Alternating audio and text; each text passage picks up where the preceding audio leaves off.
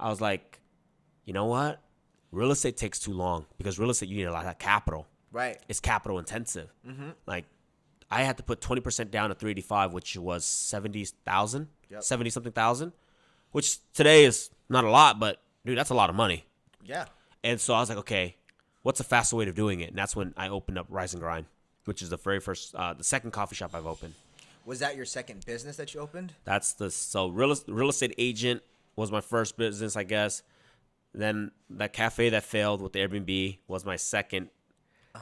Third was the rental business because today now our portfolio is worth about $7 million. Yep. Right. Okay. And then fourth would be Rise and Grind. Cool. Before we get into Rise and Grind, I kind of want to talk about that first business failure, the restaurant. Yeah. You know, why do you think that business failed? And was there something that you do differently today with that business? 100%. Everything that we do, every failure that we face is not the end all. It's just the beginning. It's whether or not you quit will determine your success, right? Okay. Like I never quit. I just took what I learned and what I did wrong, and then when I opened the second one, I made sure not to make the same mistakes. And I think most people would have just said, "No, I'm not doing it ever again." Right. You know? But I'm like, nah, I'm up for a challenge, and I know where I went wrong. I didn't hire the right people. I didn't look at the right location. I didn't have any money to back it up. Okay. Right? Because like most business, you actually need a reserve. A little bit, yeah. Unless you bootstrap it and just really, You could, but then, if you got high rents and stuff like that and payroll, it can really eat you up, And if the business like a restaurant doesn't start make money, you're kind of screwed. So sometimes now I know before I start any company, I got 6 months for every company. Got Like 6 months reserve. Like 6 months reserve. Well, now it's different, right? Because I didn't do that for Rise and Grind when I first opened it. I had a lot less. But now it's different because learning from it, you need time for it to get its wheels spinning. Right. And you don't want to be desperate. You don't want to make the wrong business decision because you're just trying to make $1. Exactly. And that's like a lesson that I've learned, 10 years later. So would you say that really taught you a huge lesson for all your future businesses? Oh, 100%. Yeah. So with that failure, it's catapulted you to the next level because you're like, oh shit, I don't want to do these things again. Just like the very first property I bought, which was $385,000, gave me the confidence to eventually buy properties in the $1, $2, $3 million. Okay. Right? But it starts somewhere.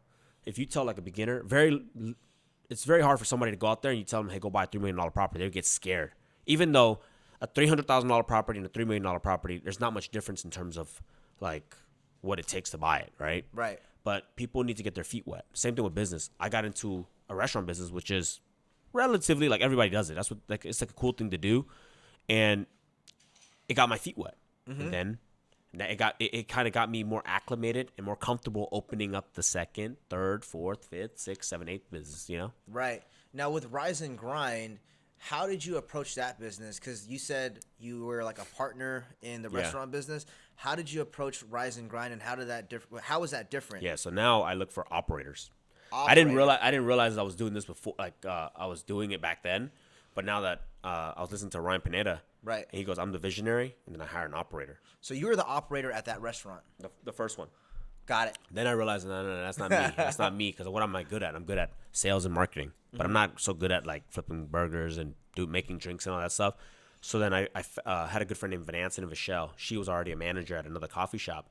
Oddly enough, I offered to buy that coffee shop first. They said, because originally they were like, I want to sell it. Then I think when they found out that she wanted to buy it, they were like, nah, we'll keep it.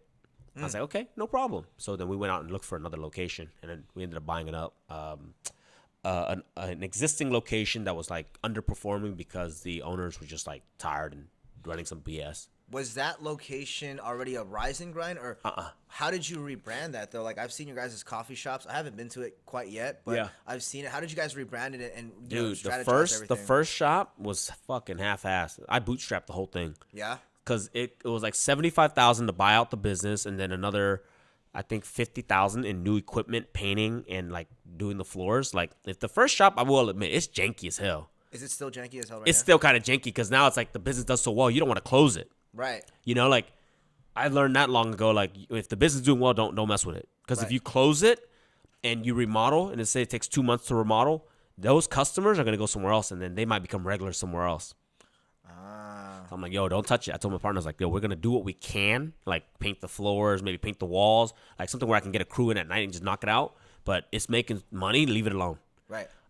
It's janky because we did the work. Dude, I used to sell real estate, keep a suit in the car, and I would bring like shorts and stuff, and I would go there and I would break the tiles up, and then I would paint the walls and, redo the countertop. It's hella janky. You got to do what you got to do, though. But then, again, then now it's like you change the mentality because, like, okay, now that you have some bread, now you do it right. Now Right. you hire contractors, and before you open it, it looks great. But that's something you learn. Right.